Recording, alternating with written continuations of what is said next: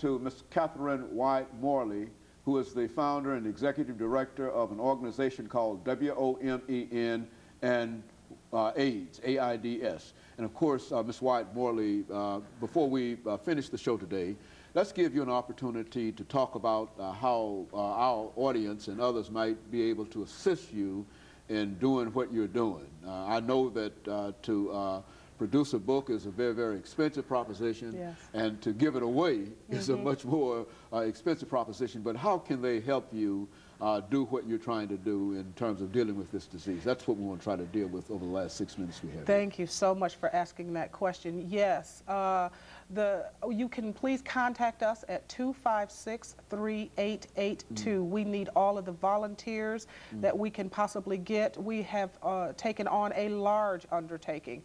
You're absolutely correct in the book. It is expensive. We give it away, but there is a cost somewhere. We are a nonprofit organization. All of the donations are tax deductible. We desperately need your support. $50, $100 helps us do our work. We are in the street every day, 6 days a week. We provide referral assistance in housing and food. We help people acquire their drugs and medicine. We do a lot of counseling. We are in the process of setting up to become a testing site.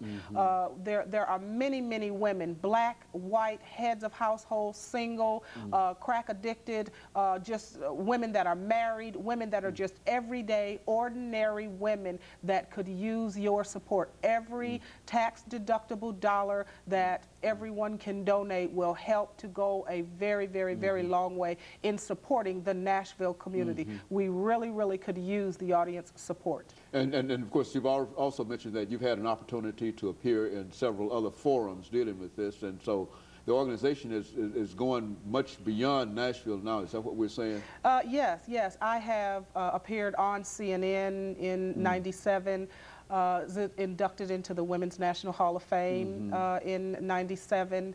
Also, I do a lot of work in Bangkok, Thailand. The organization is setting up an office prayerfully in Bangkok, Thailand soon. And so we are internationally known, but the work here in Nashville area is intense, entrenched work that we desperately could use the support of the local community. And again, every tax-deductible dollar that they give goes right back into the community. If anyone is aware, there is no dollars in nonprofit living. There is no dollars, so we could definitely use your support. Now, Women on Maintaining Education and Nutrition has been funded through the Centers for Disease Control, Congressional Black Caucus dollars in 1999.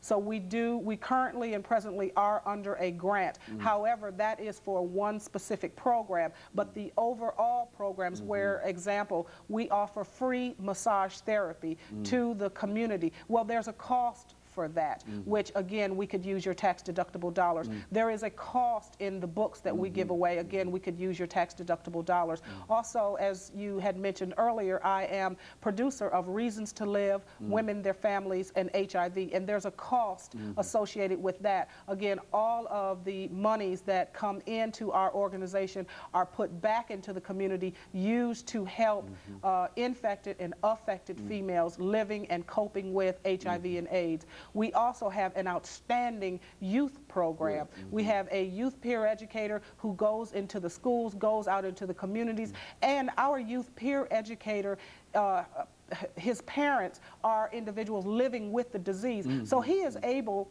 to give a first-hand account of what it is to be a young person who is totally affected by this disease. So again, people's tax-deductible dollars are greatly needed to enhance and expand our youth peer program as well. You know, we've got about a minute and a half. And let me allow you over this last minute and a half to sort of talk about something that you simply felt that you had to talk about before we end this show today.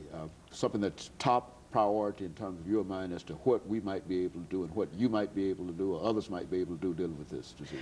I think the thing that touches my heart the most is if we can come together as a people, not black, not white, just a people. If we can come together as a people and have open forums, open dialogues discussing HIV and AIDS, we can eradicate and eventually eliminate this disease. I think that is the most important thing that I can say, despite everything. If we begin to have open dialogue, open discussions, talking in churches, in synagogues, across the United States, especially and primarily in Middle Tennessee, where sexually transmitted diseases, again, are skyrocketing. If we can have open forums and open dialogues to discuss HIV and AIDS, we can reduce rates of infection in Nashville, right here at home. Very good. And of course, during this last half minute that we have here, Ms. Catherine Wyatt Morley, let me thank you for coming by and giving us this excellent information today. Thank you. And to really applaud the courage that you have, because as we indicated earlier, we've had a number of individuals to come by